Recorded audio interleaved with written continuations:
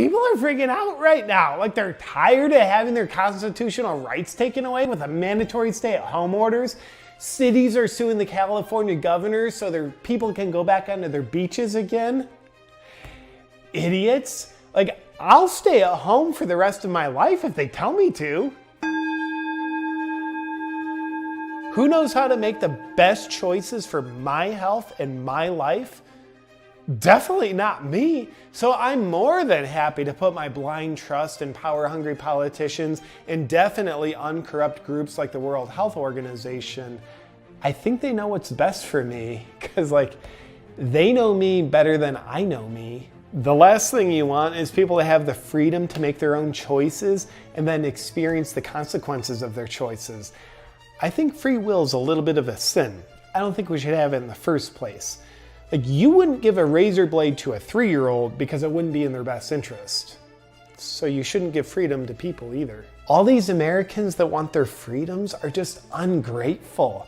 I say, if you don't like how things are going and you just want your freedom, then why don't you move to a free country like North Korea or Venezuela, you freaking heathens? Oh, I 100% buy into the narrative they tell me. I think it's ludicrous some people don't 100% believe the narrative like it's the absolute truth. Why wouldn't you? Think about it. If you were in charge of a giant, powerful business that pretends it's a charity like the World Health Organization, you wouldn't spend your time carefully crafting your message to manufacture consent with the public to get them to go along with your mysterious agenda that's in your best interest that you tell them is in their best interest. You'd probably just get up to the podium and have a spontaneous conversation and see what comes out of your mouth while you're riffing. I think that's what they're doing.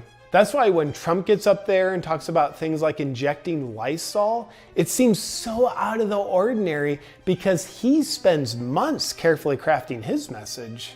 I also find the more scared I am, the more unwilling I am to believe anything other than the original narrative that they told me that they're still telling me, even when new, more accurate information emerges.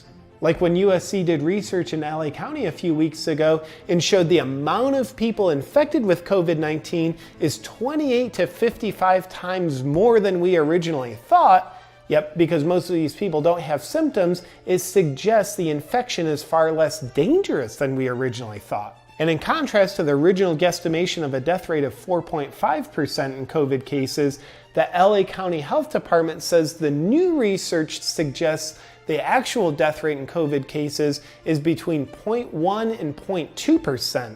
That means the actual death rate in COVID-19 cases is 22.5 to 45 times less deadly than we were originally told.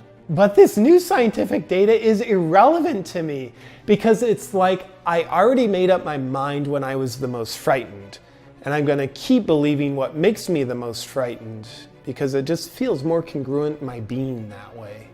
I'll also spend a lot of time looking for information that they shove in my face that confirms my existing beliefs. There's nothing like a little confirmation bias to help my mind continue to learn and expand. I'm also really good at believing the COVID death count, as anyone who is diagnosed with COVID-19 and then dies, irregardless of what they die from, pre-existing condition or otherwise, their death is labeled a COVID death. Makes sense to me. Instead of letting the doctor who is treating the patient use their medical education to determine the cause of death, I think the mandate to label it a COVID death is more accurate.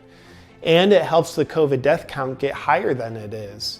And the higher it is, the more scared I am. And the more scared I am, the more obedient I am. Yes, I would like a mandatory vaccine. I'm scared enough that I think more things should be mandatory. Sometimes the best medicine is like the best sex, non-consensual. They work on the same premise.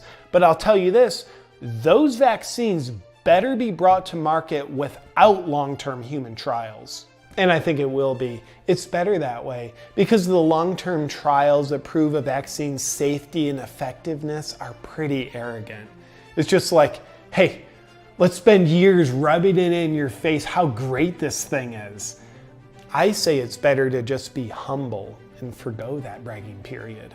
It's pretty well proven that being proactive and taking care of your health won't keep you healthy.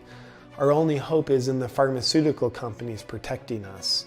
They have a very good track record of never harming anyone, so I sleep pretty good at night. I'm also kind of asleep right now. And yes, I would like to be microchipped as long as they tell me it's for my own good. And I apologize if I'm being a little too greedy here, but I'd like 2 microchips, please, just to keep me extra safe. Or maybe we should just do a baby step and use mandatory tracking apps on our phone first to keep us safe, and then go to the microchips. I think that's probably the way to go. I'll tell you who I trust more than God, Bill Gates, because he's got more money than God. Money can't buy happiness, but it can definitely buy my trust. I accurately look at Bill Gates as a medical authority when it comes to vaccines and being undiseased, because he's a software engineer, not a doctor.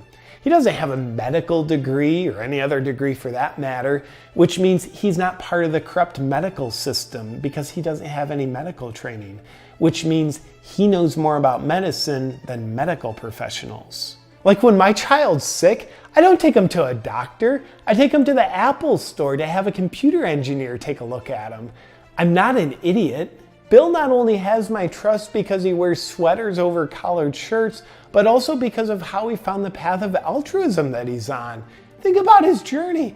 In 1999, he was sued by the federal government and found guilty of breaking antitrust laws because he created a monopoly with Microsoft, presumably because he's so power hungry for control and domination. Then the very next year in 2000, he founded the Bill and Melinda Gates Foundation, which now controls the World Health Organization, which is spearheading the charge to narrate to us what's going on with the coronavirus and the race to find a vaccine to cure it.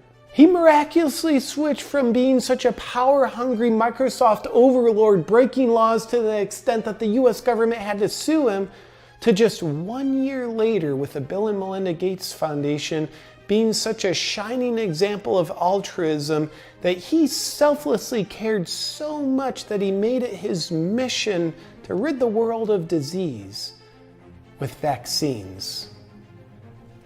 Sounds like he found Jesus to me. There's no other explanation. Oh, and get this. This one time, a friend of mine who's obviously a conspiracy theorist who needs to be medicated, had this outrageous theory that after he was found guilty in 1999 of breaking antitrust laws, Bill Gates realized that Microsoft could no longer be the vehicle that he used to gain more power and control, so he founded the Bill and Melinda Gates Foundation the next year to be the new vehicle for him to gain more power and control. And he even said Bill is smart enough to make the vehicle appear as though he's using it to help the world, even though he's just using it to take over more of the world, which would make the world help him take more of their power and control. So crazy. I was like, bro, he's not that smart. He's a billionaire, not a trillionaire. The mainstream narrative helps me classify anyone that doesn't go along with its narrative as an irresponsible lunatic conspiracy theorist. That way I can label them as crazy rather than thinking about what they're saying. So, my friend's a crazy lunatic. Thinking for yourself and making your own choices is dangerous during a time like this. Is that a blue pill?